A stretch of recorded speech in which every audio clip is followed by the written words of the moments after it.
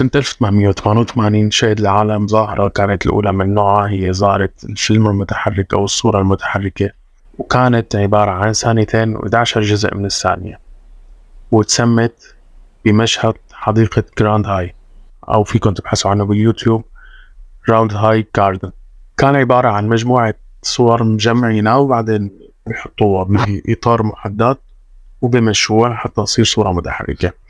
طبعا التصوير السينمائي اللي بنعرفه اليوم الفضل بيرجع لحتى انه عم نشوف الافلام، اي التطور تبع الافلام اللي موجوده بالوقت الحالي للاخوين لويس واوغست لومير، اللي كانوا هن اول من اخترع الكاميرا السينمائيه وجهاز العرض السينمائي بسنه 1895.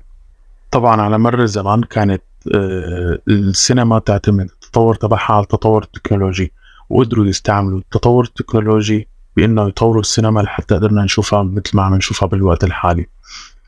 بداية السينما كانت عبارة عن لونين اللي هن الأبيض والأسود بس، كانوا مشان يخففوا من تكاليف الإنتاج ويخففوا من الوقت اللي بدهم يشتغلوا فيه الفيلم لحتى يظهروا. كانت التكاليف جدا عالية لأنه كانوا الصور اللي يلتقطوها يضطروا إنه يلونوها بالريشة، يعملوا الألوان لحتى تطلع أفلام ملونة. كانت هي تاخد تكاليف جدا عالية من جهة العمالة ومن جهة الاستديوهات اللي بدهم يشتغلوا فيها. كانت تسمى هي التقنية بتقنية المونوغرام. بعد هيك بسنة 1993 كان ظهور أول فيلم ملون، يلي هو فيلم أوز ويزارد أو الساحر أوز. ومثل ما عم تشوفوا هلا المشهد اللي حورجيكم إياه هو مشهد كيف الفيلم تغير من الأبيض للأسود للملون، وكان عبارة عن ثورة رقمية. طبعا هذا الفيلم اعتمد على الكاميرات اللي بتصور بالألوان، يعني صار التصوير بكاميرات حديثة نوعا ما، بهذيك الحقبة الزمنية التصوير تبعها ملون، بس كمان كانت التكاليف تبعها جدا عالية. في كتير حيرة بين الباحثين السينمائيين عن أول فيلم ملون، بس الأغلبية بيتفقوا إنه كان هو فيلم ساحر أوز اللي تأنتج سنة 1939. بس قبل هيك طبعا كان في كتير محاولات للتلوين، بس كانت مثل ما قلنا تلوين يدوي، بس فشلت هي المحاولات لأن تكاليفها جدا عالية وقليل اللي بيشتغل فيها. هلا راح أدلكم 10 أفلام هذول اللي كانوا عبارة عن نقلة نوعية بعالم السينما على مدار 100 سنة اللي مرقوا. أول فيلم هو فيلم The Birth of Nation من إنتاج سنة 1915. كان أول فيلم بيستخدم تقنية السردية القصصية. الفيلم الثاني هو كيتسن كين من إنتاج سنة 1941. هذا الفيلم أحدث نقلة نوعية بطريقة التصوير وطريقة الإخراج اللي استخدمه. الفيلم الثالث فيلم سايكو إنتاج عام 1960. هذا كان نقلة نوعية بأفلام الرعب والتشويق. الفيلم الرابع هو فيلم ستار وورز من إنتاج سنة 1977. هذا الفيلم كان الأول من نوعه باستخدام المؤثرات البصرية.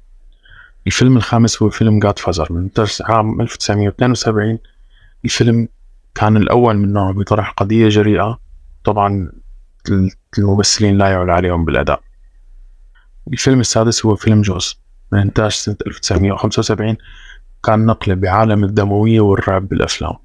الفيلم السابع هو فيلم بلاب فاكشن من إنتاج سنة 1994. هذا الفيلم كان الأول من نوعه بطريقة سرد القصة وترتيب وتسلسل الأحداث. الفيلم الثامن هو فيلم ماتريكس من إنتاج عام 1999. كان الأول من نوعه من حيث المؤثرات البصرية، الخيال العلمي، المؤثرات الصوتية، الإخراج كامل متكامل الفيلم. الفيلم التاسع هو فيلم أفاتار من إنتاج عام 2009.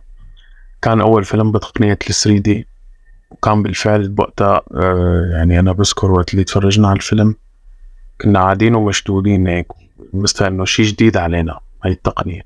بعده ب10 سنين إجانا فيلم باراسايت بال2019. كان أول فيلم بيحصل على جائزة الأوسكار من خارج هوليوود، يعني مو فيلم أمريكي، وعمل فرق كبير بالسينما بحيث طريقة سرده للقصة، النقد الاجتماعي اللي كان فيه، الكوميديا السوداء. كتير فيلم حلو، بنصحكم تتفرجوا عليه. هاي كانت حلقتنا اليوم، أتمنى تعجبكم. ورح يكون في لنا حلقات تانية إن شاء الله، ورح يكون في أكثر من فيلم نحكي عنهم بشكل مفصل، وعن سلاسل الأفلام كيف بلشت، وعن أفضل الأفلام بشكل عام خلال آخر 100 سنة. كل تصنيف رح يكون لحاله، من الرعب للكوميدي للفانتازيا للخيال العلمي. سلام.